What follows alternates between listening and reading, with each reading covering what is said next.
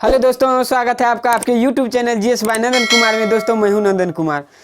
और दोस्तों इससे पिछली क्लास में पिछली क्लास में मैंने आपको क्या बताया है, प्रशांत महासागर की गर्म जलधारा के बारे में। क्या? प्रशांत महासागर की गर्म जलधारा के बारे में। आज हम लोग बात करेंगे प्रशांत महासागर की ठंडी जलधारा, प्रशांत महासागर की ठंडी जलधारा और उसका ट्रिक देखेंगे। आइए देखते हैं क्या ट्रिक मैंने दिया है इसका।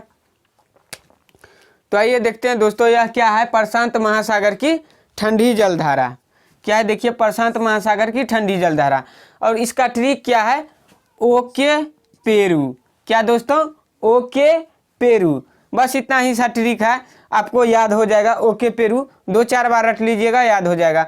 अब देखिए दोस्तों, ओके से ओ से क्या है, ओ से क्या है, ओखोटस्क जलधारा। क्या? ओखोटस्क जलधारा।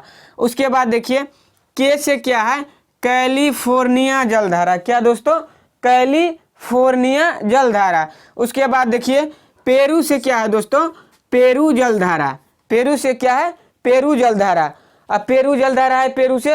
अब देखिए दोस्तों, पेरू, यह पेरू जलधारा जो है इसको हमबोल्ट जलधारा के भी नाम से जाना जाता है। हमबोल्ट जलधारा। क्या? हमबोल्ट जलधारा। हमबोल्ट जलधारा के नाम से जाना जाता है। किसको? पेरू जलधारा को नाम से जाना जाता है।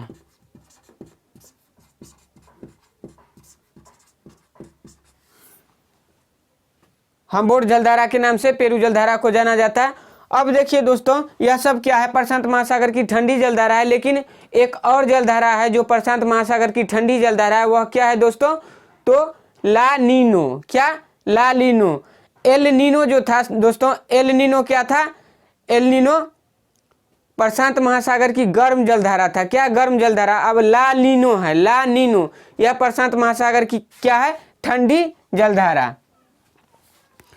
तो ला नीनो, ला नीनो यह क्या है, प्रशांत महासागर की ठंडी जलधारा है। चूंकि मैं ठंडी जलधारा पढ़ा रहा हूं तो यह प्रशांत महासागर की ठंडी जलधारा है, ला नीनो। अब देखिए दोस्तों, यह ला नीनो जो है, यह ला नीनो के कारण क्या होता है कि भारत के क्षेत्र में ठंडी के दिन में भारी बारिश होती है और भयंकर बारिश होती है। और उससे क्या होता है कि शीतलहर का जो है प्रकोप बढ़ जाता है। तो यह क्वेश्चन बनेगा और आपसे पूछ सकता है, तो इसको नोट डाउन कर लीजिए। क्या है? ला नीनो, इसके कारण भारत ठंडी के दिन में, क्या दोस्तों, ठंडी के दिन में भारत में क्या होती है, भारी या भयंकर बारिश होती है।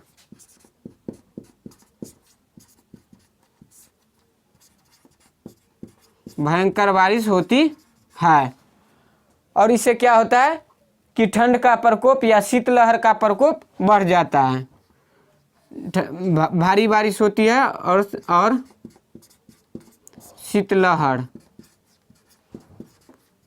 शीतलहर का प्रकोप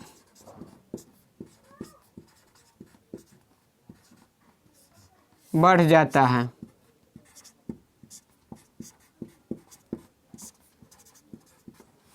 इससे क्या होता है, शीतलहर का प्रकोप बढ़ जाता है। अब देखिए एक और दोस्तों जलधारा है, वह क्या है, ओखोटस्क।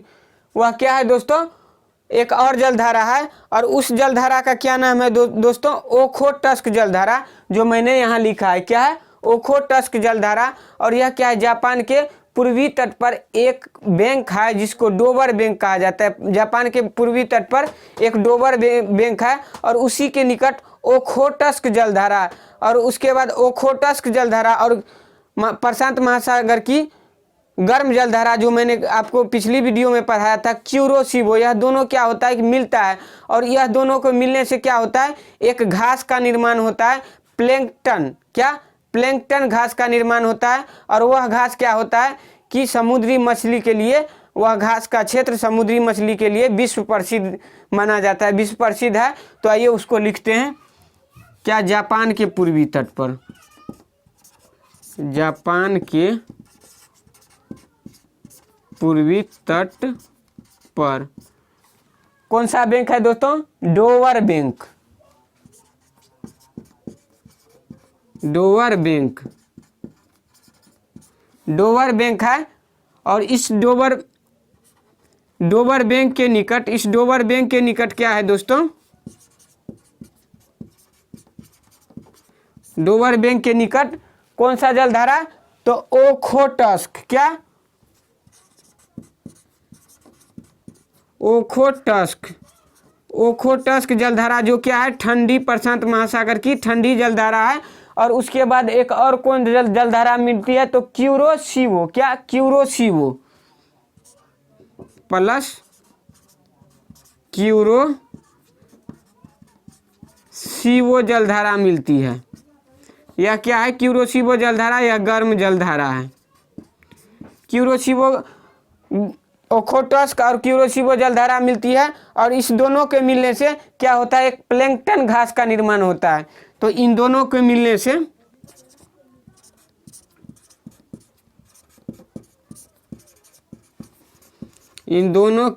से कौन घास का दोस्तों? तो प्लैंकटन।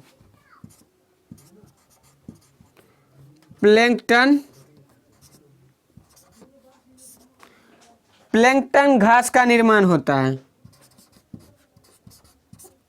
क्या होता है? प्लैंकटन घास का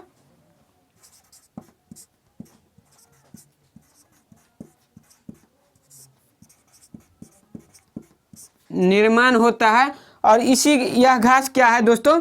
यह प्लैंकटन घास क्या है? समुद्री मछली के लिए विश्व प्रसिद्ध है।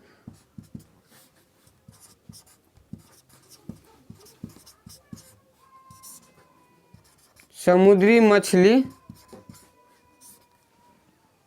मछली के लिए क्या है? विश्व प्रसिद्ध है।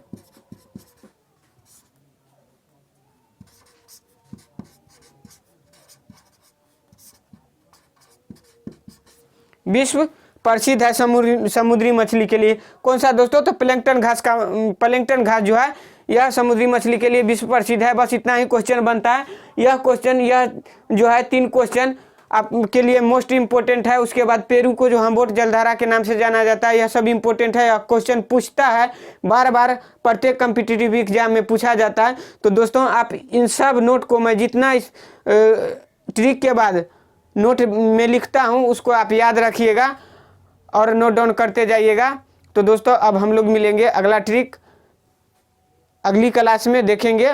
तब तक के लिए थैंक यू, गुड लक।